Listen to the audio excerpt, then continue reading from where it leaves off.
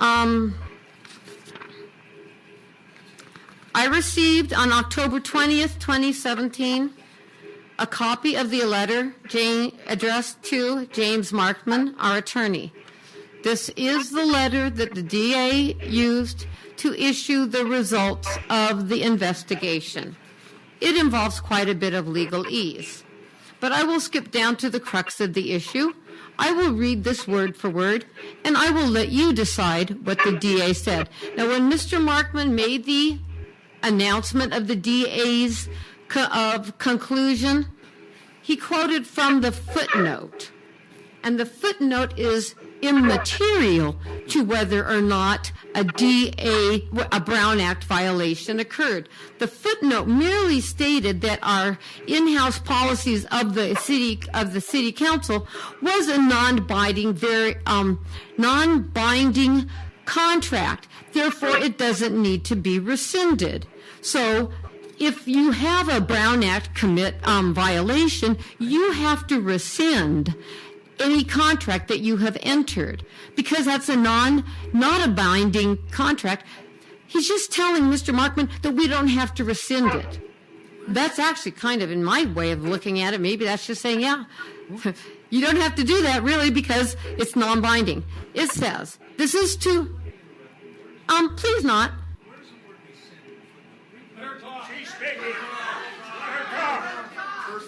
Okay. No, valid. Excuse me. I condensed. That does not. I will read the footnote exactly as you read it that evening.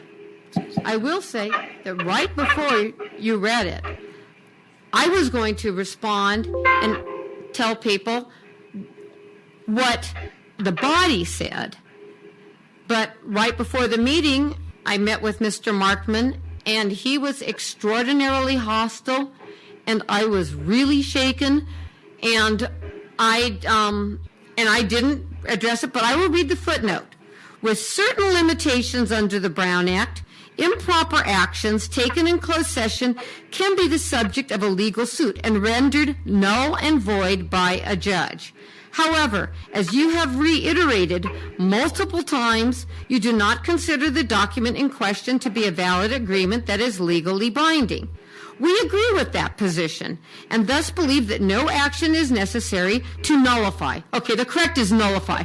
Doesn't that mean about the same thing as rescind? Well, actually, what it means is I stopped the council from acting on that document. You were sitting right there when I did it, so it was never an act of the city council. In any event, okay. I will read the important section. That was a footnote that really didn't pertain to whether or not we had a Brown Act violation. Oh, Janice, one more thing. Why don't you tell everyone here if the DA ever said the meeting itself... Just a second. Excuse me, Mr. Markman. I will read this. If the audience cannot be quiet and let Janice and Mr. Markman talk, I'll have you removed. So Janice, once in a while, you. This is from the second to the last paragraph in this letter.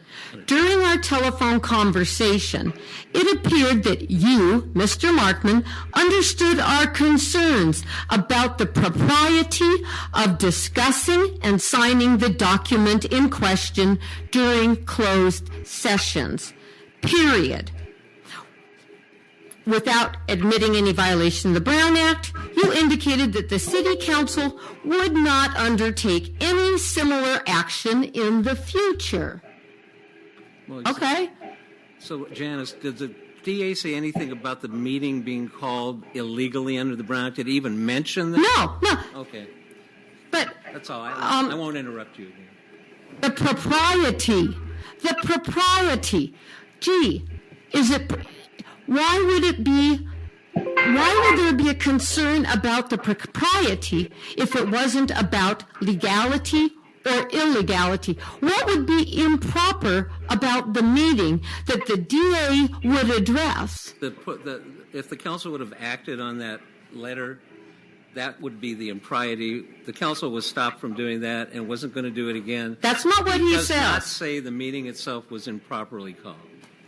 And you understood and signing the document.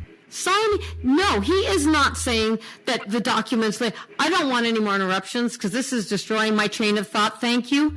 He is not talking about the fact that this was or was not a legally binding document. I knew it when they were signing it, it wasn't legal binding because it says we will use our best efforts.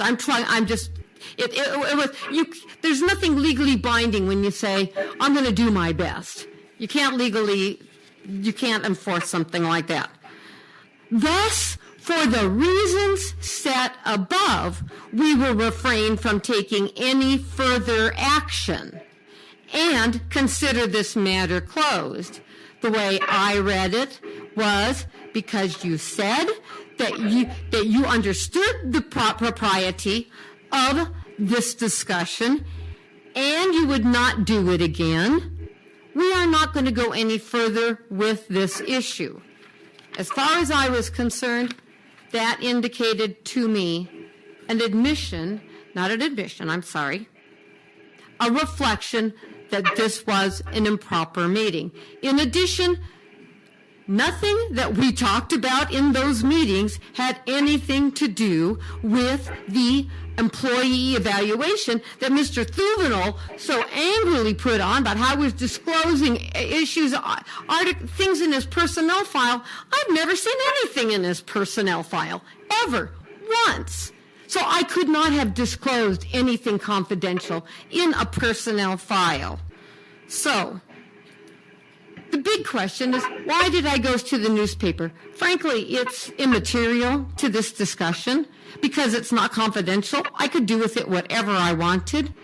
But after the May 8th meeting, I was really scared of closed session meetings. I was so nervous about that May 8th meeting. I had this pit in my stomach when I went there. So after that, I don't want that again. I was nervous that something might happen to me because I filed a Brown Act complaint. I was afraid, and people laugh, you don't know me. My husband travels extensively. I've heard some things from people, and I was nervous that somebody might hurt me. So I published it so that just in case something happened, there would be some kind of people would know what I was involved in, and they would be able to put something to. Otherwise, I knew that when this was investigated, they would know that I was the one that was filing the complaint. So I wanted to make sure that there was some evidence as to what might have happened.